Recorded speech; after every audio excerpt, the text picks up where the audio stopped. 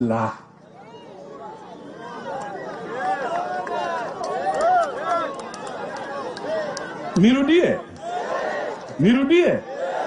Nirudie.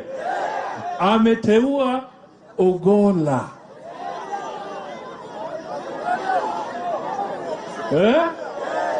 Kama mkubwa wa nini?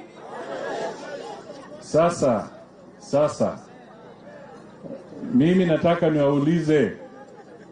niwaulize tangu siku Kenya ipate independence tumekuwa na general kutoka upande huo miaka ngapi sasa? Kwa hiyo muda yote ya handshake, mambo yote ya cooperation hakuna. Lakini yeye ameamua kwamba kama Mkenya anastahili na ana uwezo na ana ujuzi, yeye hana haja na kabila, yeye ni kupatia Mkenya nafasi ahudumie Wakenya wote. Kwa hivyo hiyo ndio message tunataka iende katika Kenya nzima, kwamba Kenya imebadilika. Jambo la tatu, yeye alishinda ama hakushinda?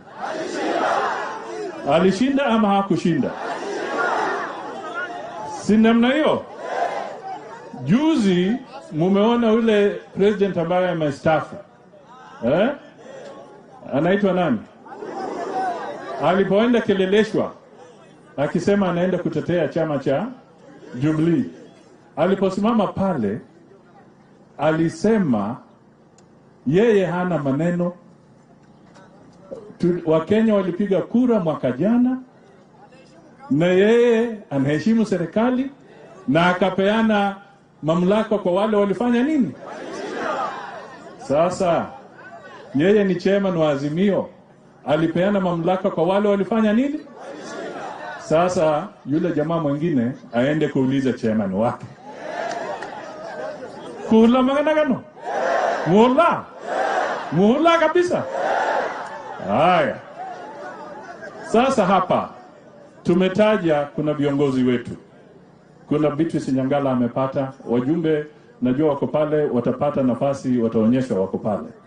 Lakini kuna Beatrice Nyangala. Kuna Simon Indimuli, mkubwa wa SCAC.